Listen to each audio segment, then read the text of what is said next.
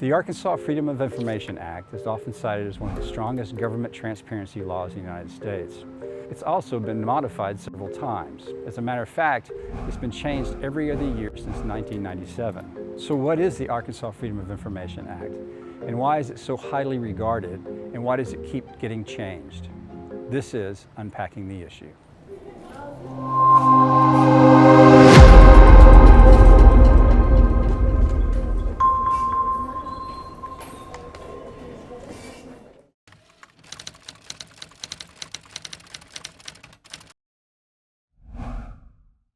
The Arkansas Freedom of Information Act, often called FOIA, passed in 1967, 1 year after the Federal Freedom of Information Act was enacted. Both laws applied to their respective spheres, state or federal, ensuring transparency in certain aspects of government. For this episode of Unpacking the Issue, we will only focus on Arkansas state law. When the state law was introduced to the Arkansas legislature by its lead sponsor, Senator Ben Allen and Representative Leon Holstead, a lot of the political power in the state was held by only a few people from local cities and counties up to the state government, according to the Encyclopedia of Arkansas. The FOIA was drafted by Sigma Delta Chi, now the Society of Professional Journalists, and was approved by both chambers of the legislature without a dissenting vote. Shortly after being signed into law by then-Governor Winthrop Rockefeller, the law was tested in court over the release of documents. The case went all the way to the Arkansas Supreme Court and the justices ruling unanimously in favor of releasing the documents sought. Then Associate Justice George Rose Smith wrote in the court's opinion, "It is vital in the democratic society that public business be performed in an open and public manner. We have no hesitation in asserting our conviction that the Freedom of Information Act was passed wholly in the public interest, and it is to be liberally interpreted to the end that its praiseworthy purpose may be achieved." The historical context of Freedom of Information Act, or Sunshine Laws, nationally goes back to the return of soldiers from World War II, integrating back into society. And so when those soldiers came back and they got married and they started having families and setting down roots and starting businesses and going to work and that sort of thing, they of course became more and more interested in getting involved in local government and state government because it was affecting their lives, just like government always does. And what they found was that while they were away fighting the war, and their wives, their families who stayed behind were working to support the war effort, what they found was that the leadership in those government communities hadn't really changed. It was the same people from the 30s and 40s were still in office in the 50s and 60s as these soldiers began to really integrate themselves into their communities. And those folks who were in power didn't want to give up power. And so they made it very difficult for civically active young people at the time to get involved in government. And so this, starting in the late 50s, I believe, and going into the 60s, this wave of support started for new laws that would require access to government, and not just documents and records and things like that, but also the deliberations of the city council or the school board or the county government. That became those young people who were sort of putting their foot down at that point became a very powerful political force, and that created this drive to codify more open government. The FOIA now in Arkansas is 57 years old, and it was initiated by Governor Rockefeller, a Republican with a Democratic legislature. And it was during a movement in which across the country, there was an effort made to increase transparency in government. And so we in Arkansas and many other states and the federal government all adopted some version of a Freedom of Information Act over a period of time, mind you. And Arkansas, as you know, is said to have one of the better Freedom of Information Acts. The FOIA allows residents of Arkansas access to a wide variety of public records, by simply requesting copies and inspecting those government documents from the person who is the legal custodian of whatever record they are seeking. I think the strongest aspect of the Arkansas FOIA is the ability of the average Arkansan to get public records. If you are interested in something that your government is doing, and remember, that's any level of government, that's city, county, and state government. Again, there are exemptions, but in terms of what government it applies to, it's all government. And you have an interest in something the government's doing, what your library is doing, what books they're spending money on, what programs they are planning on having. You can make a records request of that entity. And it's actually rather simple because there's no form, no specific form required, no method, no magic words. All you have to do is reach out to that entity. I generally recommend that one does it in writing. So email is usually the easiest. And you contact them and you say, please provide me with the records pertaining to such and such. Now, I also recommend that when a citizen does that, you be as specific and narrow as possible, because it's not good for you and it's not good for them if you're asking for reams and reams of records. I hope that when requesters make requests, they're genuine in their interest, and as such, they seek precisely what they're looking for. If the document is readily available, it is supposed to be provided at the time of request. But if not, the request starts to clock and the custodian of the record has to either produce the record for inspection or provide a written explanation for why they can't within 3 business days. There are some caveats to the law, though. A request must be specific enough to enable the custodian to find the records with reasonable effort. Other caveats include that prison inmates can't use the law, and there are various documents that are exempt from disclosure, such as state income tax records, grand jury minutes, and undisclosed investigations by law enforcement agencies of suspected criminal activities. The Act also sets rules about public meetings, requiring them to be mostly held in public. It defines what constitutes a public meeting and the rules for discussing public business in private, such as through the use of executive sessions. So I think Senate Bill 227 sets some real parameters about the kind of discussions that are prohibited and the kinds of discussions that actually could take place between folks. I think that's going to help clarify what a city council member can discuss with another city council member, not within the hearing of the public, and it puts a lot of emphasis on deliberative discussions. Anything that's, I'm for this, I'm against this, I'm going to vote for this, I'm going to vote against that. Any of those kinds of discussions still must be conducted in public, and I think that's extremely important. And so I think 227 or Act 505 has the potential of being very beneficial in the long run in making it very clear what a city council member can talk with another city council member about. Transparency advocates have regularly cited the Arkansas law as one of the best Freedom of Information Acts in the nation. Arkansas is considered a very strong FOIA because, relatively speaking, we have adopted a few impactful exemptions to transparency. We do have a handful of exemptions, but they're relatively modest. And coupled with that is built into the law itself is a presumption of transparency. In other words, the law tells the judiciary you should presume transparency when in doubt, and the judiciary has followed those instructions. And so there are many states and the federal government that have some key exemptions that we don't, and thank goodness, because those key exemptions really undermine government transparency. We don't have those.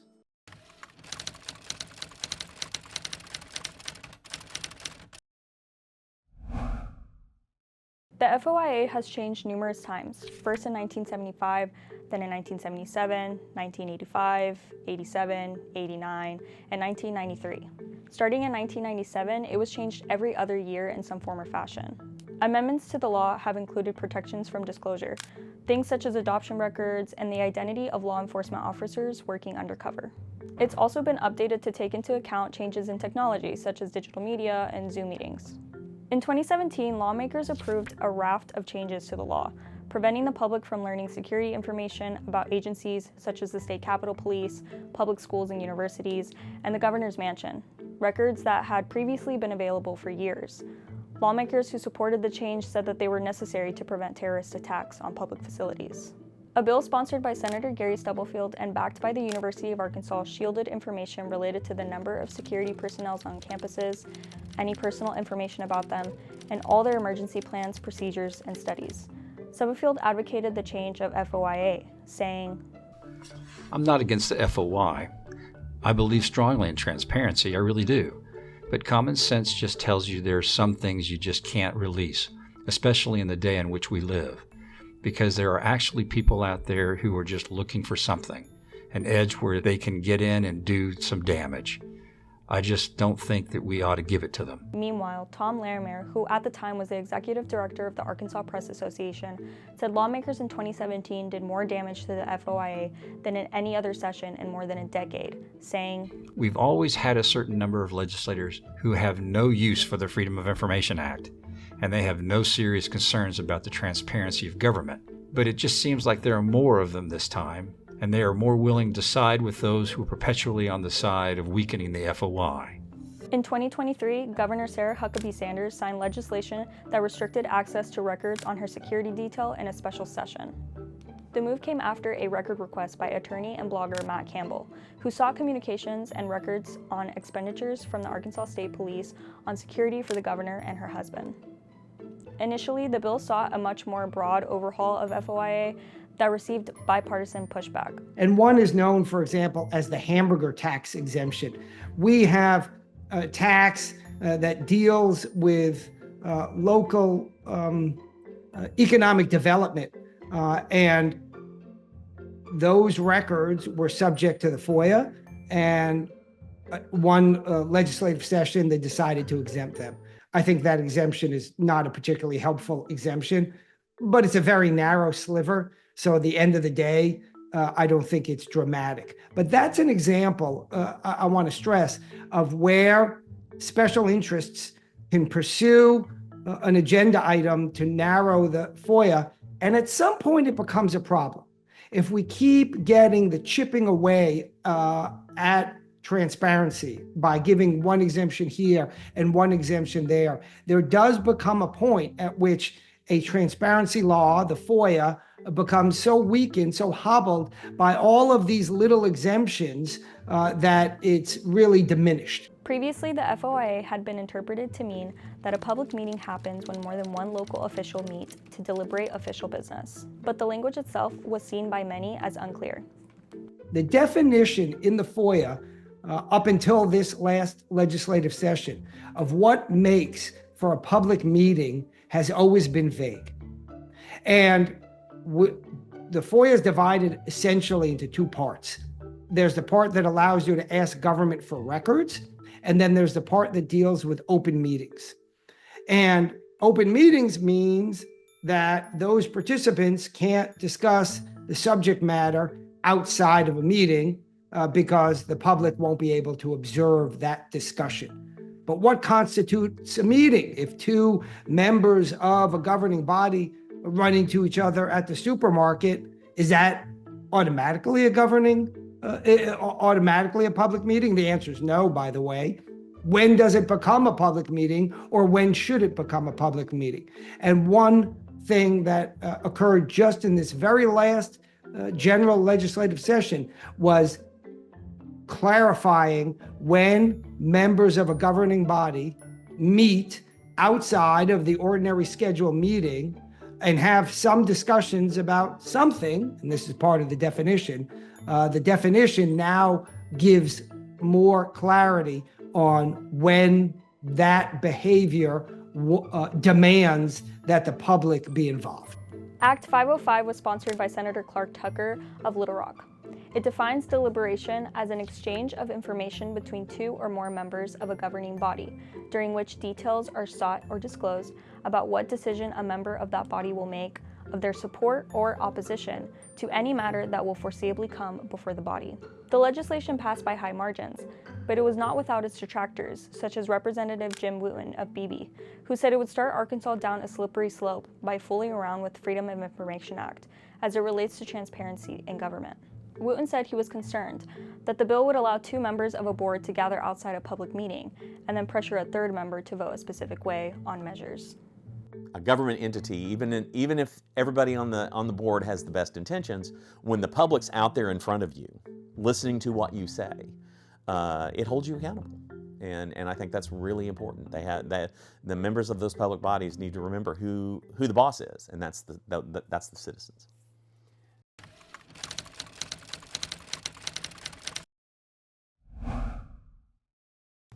One of the main groups of people who put FOIA to use are journalists seeking documents to shed light on government decisions and attending public meetings to report back what has occurred to their audience.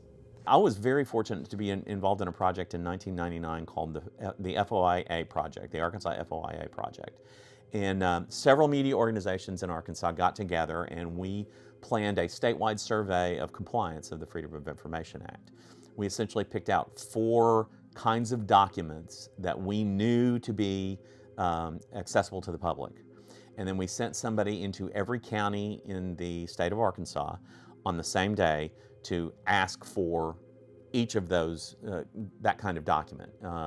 And I think the documents were the county jail log, which is always public, health inspection, health department restaurant inspection reports, which are public, the contract for the school district superintendent, which is a public document, and the city budget, the last approved city budget. We knew all 4 of those. If we went and asked for those, the law required those documents to be presented. And so we wanted to test to see how compliant cities and counties and sheriff's offices were and school districts were in supplying those documents. And we varied it. We didn't ask just big cities. We asked, in some counties we asked small towns. A lot of counties in Arkansas, there aren't any big cities. So, and different size school districts and that sort of thing. And we found some very interesting things along the way. But one of the most interesting things that we found was that in communities where there was a very active news media, a newspaper, a television station that covered local news very well, a radio station that covered news very well, for example, we found that compliance was much, much higher in those communities than in those communities that didn't have an active newspaper or an active TV station or a radio station that reported news or something along that line and along those lines. And so one of the things that I think told all of us was that news media plays a very significant role in holding government accountable when it comes to open government. Lawyers are another group who make regular use of the FOIA, helping them gain access to documents related to cases and keeping tabs on government entities when they believe a law may have been broken.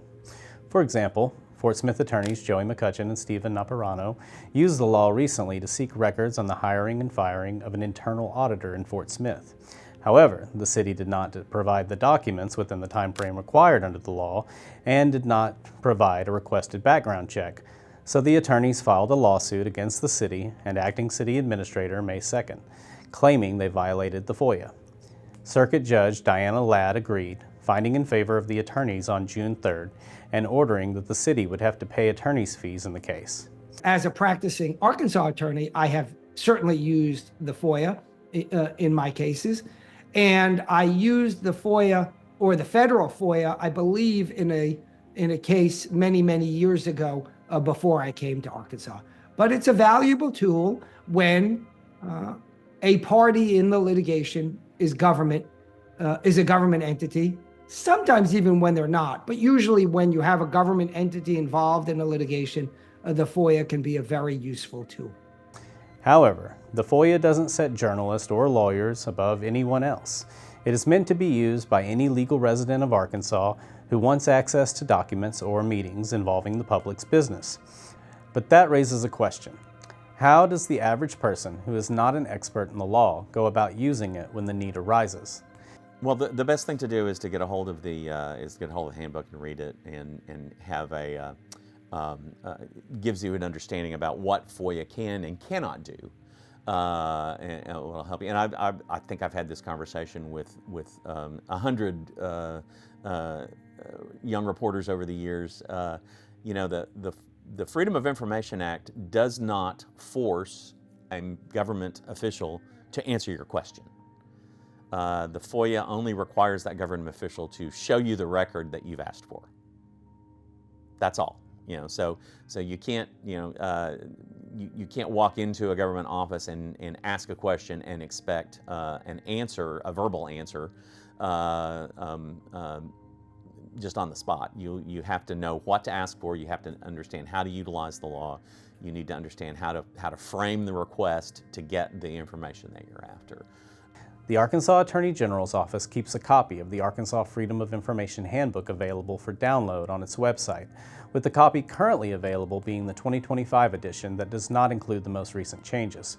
On the Attorney General, there are Attorney General opinions where government officials have asked the Attorney General for his view of the law. It's not determinative, but it's helpful. But you need to know what you're looking for on that website. You can search for Attorney General opinions regarding the FOIA, and then you can be more specific as to the issue. And it's sort of like a Google search, and you might get a hit and you might not get a hit. But that is a genuine resource. If past is prologue, Arkansans will likely see more attempts to change the FOIA. There's been a change that has been suggested this past general session, the prior general legislative session, and I suspect it will come back in the future. And I actually think that while I oppose the change, I understand where those who are proposing the change are coming from. So we were talking earlier about defining what makes for a public meeting such that individuals on a governing body can't have a conversation absent the presence of the public. And there are those who have been pushing to allow two members of a governing body, sometimes more, but at least two members of a governing body, to actually get together and discuss matters that would be coming before that governing body in private. And those proponents of that idea say, look, for efficiency's sake, we need to allow some conversations behind the scenes. And certainly the way the public meetings portion of the FOIA operates, it does slow down deliberations because it requires all deliberations to be made in public. The flip side, the benefit of that, of course, is transparency to the public, something I and many others value rather highly. But I think that notion will likely come back out of a genuine desire, frankly, by its proponents to try to shift the balance, I should say, between efficiency and transparency. And I don't think that they are sort of morally wrong in claiming that the balance should be shifted in the direction they're proposing. But I think on balance, it's not the right move. I think transparency should be more significant. But I understand where they're coming from. And so given that it has come up in the last two legislative sessions, I suspect it will probably come up again. As always, the Northwest Arkansas Democrat-Gazette and River Valley Democrat-Gazette, along with our partners at the Arkansas Democrat-Gazette in Little Rock, will be working to keep our readers informed about such attempts. And we'll keep using the FOIA so that no matter what topic we're covering, we can always help you unpack the issue.